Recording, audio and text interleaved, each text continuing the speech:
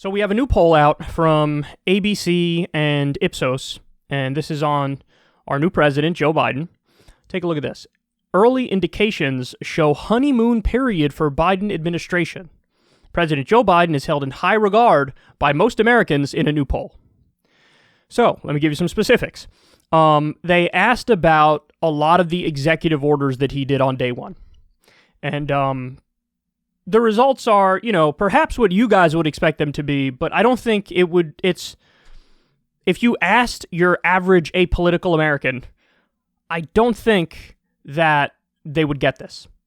Because there's a lot of propaganda that has convinced people in this country that we're a conservative country or we're a center-right country.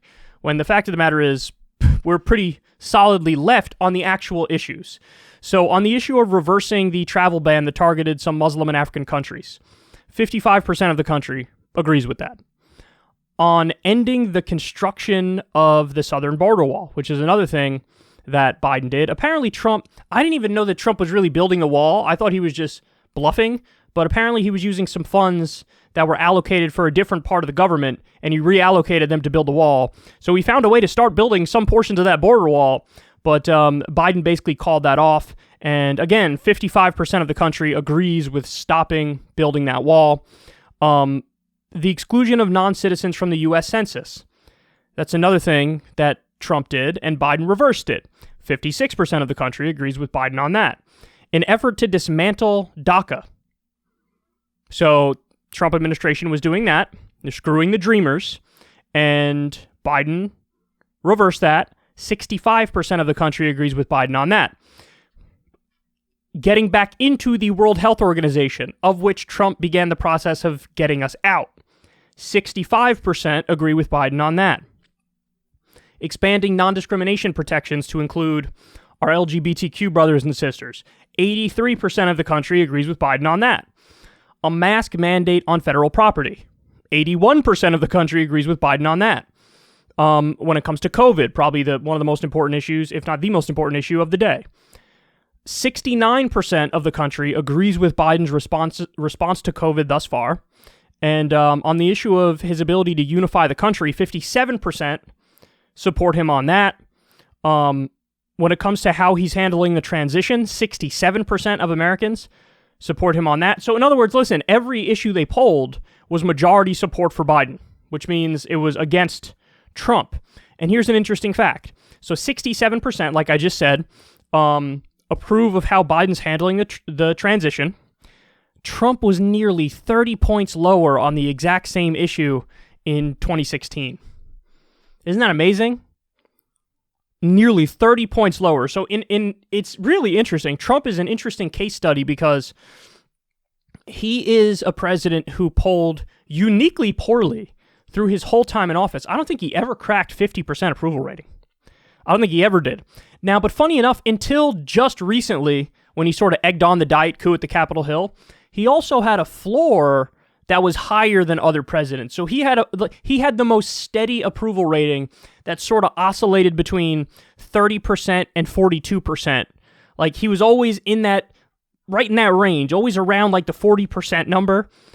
And it was steadier than most, but it was also, he was more unpopular than most presidents. So Biden is sort of a return to what it would normally look like with a normal president in a normal time where, at least in terms of his executive orders, all of it's majority approval. And in terms of stuff like unifying the country and how he's handling the transition, his marks are a hell of a lot higher than Trump's. But now here's the thing, though, and this is why we're even having this conversation. What are you going to do about this?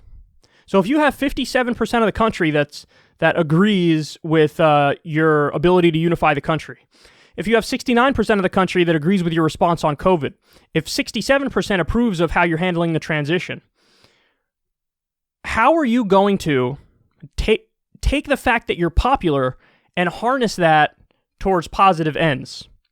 Because again, the dirty little secret is you have a small honeymoon period and a small window of opportunity. And it's always right at the beginning when you get elected. And Biden can nominally use these high numbers and use it to force through a program that would actually help the American people. And if he were to do that, then all the Washington, D.C. bubble conventional wisdom stuff would be exposed as the fraud that it is. Because what would happen is you would have like the FDR effect, how FDR, when he actually did the New Deal, stepped up in many ways and helped the American people economically. Of course, he did horrible things too, like Japanese internment, but putting that aside for a second, you talk about the economic stuff specifically. People see that and they respond to that and they're like, oh, okay, this guy's actually looking out for me and I could prove it because my material well-being, has gone in the right direction. I'm much better off now than I was before, and people reward that. So now the conventional wisdom is sort of like I alluded to before. You get that honeymoon period, and then you go back down, and then it's a little bit of a seesaw effect throughout your entire presidency, but by the time you leave, you're more unpopular than you've ever been. This is roughly how it works. But he can shatter that. All Joe Biden has to do, use this moment. Number one, actually succeed on this vaccine. COVID is in the worst place it's ever been in now. Our numbers are through the roof. We have 3,000 to 4,000 deaths a day. That's like a 9/11 every single day. If you get that vaccine out, if you distribute it and people actually get the vaccine and we can quell the spread of this virus, oh my God, people are going to want to put them on Rushmore. People are going to want to put them on Rushmore. Beyond that, if you actually get these $2,000 checks out, which you guys promised, and I got another story on that in a little bit, hang tight for that. But if you get these $2,000 checks out and you do it now, you do it ASAP, I mean, could you imagine? The vaccine works, he gets it out, $2,000 checks, gets it out, so the economy starts to improve also because the virus is getting better. He could maintain these incredibly high numbers. That's my point. My point is he can maintain these incredibly high numbers. You just have to actually do something with your popularity at the moment. And I don't know if he's going to do it. Again, as predicted, some of the executive orders are very positive. I told you guys the first week, you're going to be happy with a lot of the executive orders, of course.